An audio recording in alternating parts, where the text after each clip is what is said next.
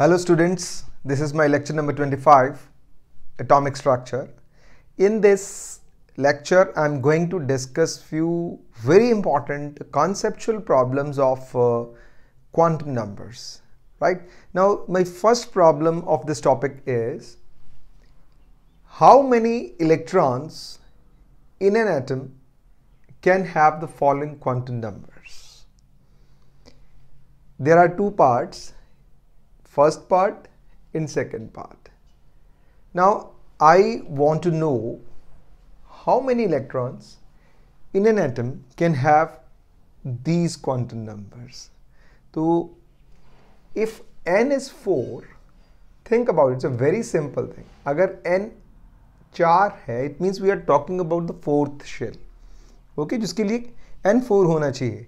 जब n 4 है तो उसके लिए l की there are 4 values, L0, L1, L2, right, and L यहाँ लिख देते हैं 3. So in fourth shell we have 4 subshell. Is that clear? Just to adjust this, I am writing it here. Yeah. Hopefully this thing is clear. In the fourth shell we have 4 subshells. One is S, right, that is 4S, this is 4P, 4D and 4F. Now sum is, for them ms should be -1/2. It means अगर ये subshell है तो इसमें एक orbital है जो magnetic quantum number से represent होता है, that is it has only one orbital, okay, जिसका नाम 4s है. एंड जब L1 है इसकी 3 ओरिएंटेशंस हैं, -1, 0 and +1.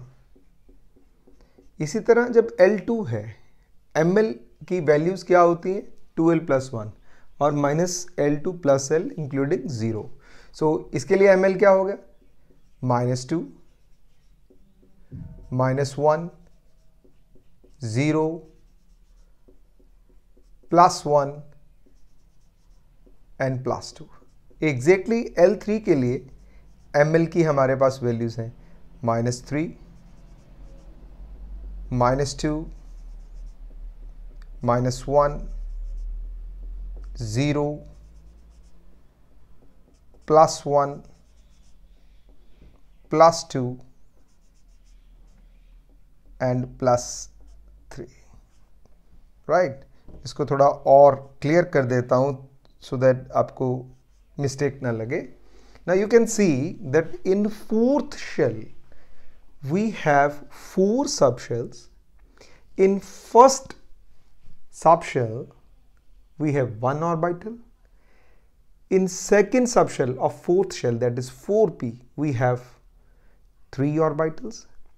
In third shell, which is 4d, right, this is 4d, ये 4p है, ये 4s एंड ये 4f. अब आपको भी क्लियर हो गया होगा, 4d में L2 के लिए ml की 5 वैल्यूज, इसका मतलब इसमें 5 ऑर्बिटल्स हैं, इसमें 3 ऑर्बिटल्स हैं, इसमें 1 ऑर्बिटल है और इसमें 7 ऑर्बिटल्स हैं, क्योंकि ऑर्बिटल का नंबर सबशेल डिसाइड करती है.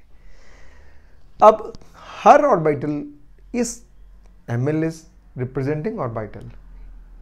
एक क्वांटम नंबर के लिए ms की 2 वैल्यूज होती है, राइट. इसको एक्सपेंड कर देते हैं, ms +1/2 एंड ms -1/2. एक ही ऑर्बिटल में दोनों इलेक्ट्रॉन्स की वैल्यू सेम नहीं हो सकती ना, एक +1/2 एक -1/2. इसका मतलब अगर मैं टोटल ऑर्बिटल काउंट करूं, दिस इज 7 + 5 12 + 3 15 + 1 16. ठीक है, this is 1 orbital. So we have 16 orbitals, and for 16 orbitals there are total 32 electrons, and in each orbital one electron shows +1/2 spin and the second one shows -1/2 spin. It means if it is asked n4, now you can see for all of them, for all of 16 orbitals, n is 4, right. हमें l नहीं पूछा है, इसका मतलब all types of l will come। हमें magnetic quantum number नहीं दिया जो ऑर्बिटल की टाइप के बारे में बताता है, it means all orbitals will come. Fourth चीज जो दी गई है वो दिया गया है ms प्लस 1/2। अब हर वैल्यू के लिए इस क्वांटम नंबर के लिए एक +1/2 एक -1/2 है, क्योंकि एक ऑर्बिटल में 2 इलेक्ट्रॉन आते हैं। So total 16 orbital, 32 electrons, and out of 32 electrons, 16 electrons will show +1/2 spin and 16 will show -1/2. I have given complete detail. अब आपका पूरा concept इसके ऊपर बन गया होगा। So this was my first part. Then second is n is 3, l is 0. Very good. Just think it on the same pattern. n is 3. Yeah. n is 3. L is 0. So N3, what does it mean? This is third shell. In third shell we have 3 subshell, for which one is L is 0, for second one L is 1, and third one L is 2. Now question is restricted to this part only because 2 quantum numbers are given. For L0, ML has 1 value, and for ML0, MS has 2 values. One is +1/2 and second is -1/2. Now answer is very clear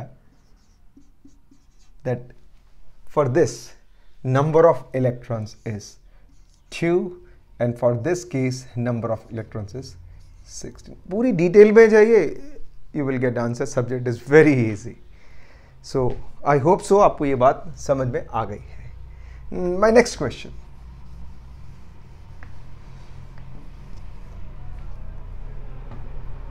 What is the lowest value of n that allows g orbitals to exist? Okay, very good question. G. Now we know that if L is 0, that represents S subshell. If L is 1, that represents P subshell. If L is 2, that represents D subshell. If L is 3, that represents F subshell. If L is 4, that represents G subshell, which is not basically used in the periodic table. Anyhow, now we know that if N is 1, L has 1 value, that is 0, right? जो shell का number है उसमें सब shell उतनी ही होती हैं, but L की जो वैल्यू है वो N से कम होती है। L की रेंज क्या देते हैं? 0 to n-1। इसका मतलब अगर L 4 है तो आप यहाँ से सोच सकते हैं कि अगर N 2 है तो इसके लिए L की 2 वैल्यूज हैं, 0, 1। N3 इसकी L की 3 वैल्यूज है, मीन्स थर्ड शेल में 3 सब शेल हैं, 3s, 3p and 3d। And N is 4, L is 0, 1, 2, 3, 4s, 4p, 4d, 4f। हर शेल में एक सब शेल बढ़ता है। It means if I take n is equal to 5, L is 0, 1, 2, 3, 4. This is 5s, L0, N5, L1, 5p, 5d, 5f and 5g. This is my answer. It means n is 5, for which g will appear first time. Okay, हमसे पूछा ये अब जी शुरू कब होती है। Now next question, an electron is in the one of the 3D orbital. Okay, शाबाश। Orbital की बात हो रही है। जब ऑर्बिटल की बात हो रही है इसका मतलब I need 3 quantum numbers to define an orbital, n, l, m।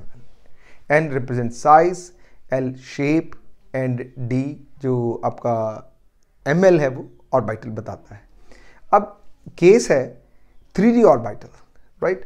तो n इज 3 के लिए l की 3 वैल्यूज हैं, 0, 1, 2, तो मैं यहां अब L2 लूंगा, राइट? मुझसे पूछा गया क्योंकि ऑर्बिटल के लिए 3 क्वांटम नंबर्स चाहिए, n, l, n, ml। जब L2 है तो ml की कितनी वैल्यूज है?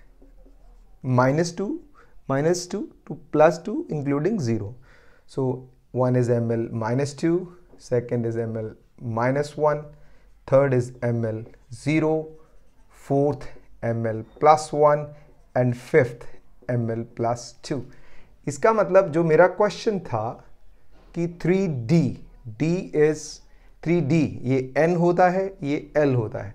So N3 L2, this is representing subshell, N3 L2, N3 L2, and this is representing orbital. Now you can see my previous lectures. This is, if ml is 0 and l is 2, this is 3d z square. If ml is +2 and l is 2, this is 3d x square minus y square. These are the directions, fine. And if l is 2, ml is -2, this is 3d xy. And if ml is -1 for L2, this is 3d yz, and +1 के लिए 3d xz। ये थोड़ा सा आपको cramming इसमें करना पड़ेगा, बहुत I do not favour this, but this need of this class. Now next question, hopefully you have got. तो an electron is in the one of the 3D orbitals, give the possible value of n, l, n, ml. This is your answer. This is answer to question number 3. This was first one, ये second है, ये third है, and sorry, this is number 4. Now I am going to discuss question number 4 with you. Very good question, NCERT. See, question is, the quantum numbers of 6 electrons are given below. Now you can see, अगर हम 4 quantum numbers लिखते हैं तो वो electron को represent करता है। अगर हम 3 क्वांटम नंबर लिखते हैं तो वो ऑर्बिटल को रिप्रेजेंट करता है। अगर हम 2 क्वांटम नंबर लिखते हैं वो सब शेल को रिप्रेजेंट करता है। अगर हम 1 क्वांटम नंबर लिखते हैं वो प्रिंसिपल शेल को रिप्रेजेंट करता है। मीन्स अगर मैं सिंपली n लिख रहा हूँ वो आपकी मेन शेल को रिप्रेजेंट करता है। अगर मैं n and l लिख रहा हूँ वो सब शेल को रिप्रेजेंट करता है। और अगर मैं n की वैल्यू दे रहा हूँ क्वांटम नंबर की, l की वैल्यू दे रहा हूँ और ml की वैल्यू दे रहा हूँ, वो ऑर्बिटल को रिप्रेजेंट करता है। और अगर हम n, l, ml, ns या ms को की क्वांटम नंबर्स की वैल्यू लिखते हैं, that is representing an electron. तो क्योंकि इस सब में 4 क्वांटम नंबर्स मेंशन किए हैं, इट मीन्स ये इलेक्ट्रॉन को रिप्रेजेंट करते हैं। Very important thing, if I do not write ms, that will represent orbital. Okay, अब in the first case you can analyse, n4 है इसका मतलब 4, L2 है इसका मतलब D, ml इज -2। अभी मैंने आपको बतलाया था ml +2 and -2, this is 4dxy। आप मेरा प्रीवियस लेक्चर चेक कर सकते हैं। ms -1/2 मीन्स 1 इलेक्ट्रॉन की बात कर रहा है। Second n3 L2, this is D, ml -1, you can see that this is yz। ms दिया मीन्स 1 इलेक्ट्रॉन की बात कर रहा है। Third n4 L1, 4, this is l means subshell, p, right? ml is 0, it means this is 4pz, fine. Fourth case n3 L2, this is again 3d, ml -2, this is again xy. Fifth one n3 L1, this is 3p, ml -1, right? This is y. Sixth case n4 L1 p, ml 0, this is 4pz. So very good question that we have been given 6 electrons and मैंने उनके orbitals mention कर दिए हैं। पहले का 4dxy है, second का 3dyz है, फोर्थ का 4pz है, fifth I repeat, first 4dxy है, सेकंड 3dyz है, थर्ड 4pz है, फोर्थ 3dxy है, फिफ्थ 3py है, and sixth 4pz है. Okay, it means third and sixth. If you see third and sixth, N4, N4, L1, L1, ML0, ML0. See, 1 is spin -1/2, fourth is +1/2, means वो दोनों electrons की बात कर रहा है, एक ही ऑर्बिटल के 4pz के 2 इलेक्ट्रॉन्स के लिए क्वांटम नंबर्स दिए हैं. तो अगर हमारे पास सिंगल इलेक्ट्रॉन सिस्टम है hydrogen, for single electron system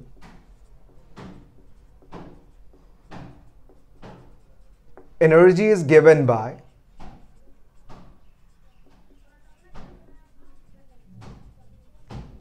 N only. But for multi-electron system, I repeat, for multi-electron system, energy, relative energy is given by N plus L value.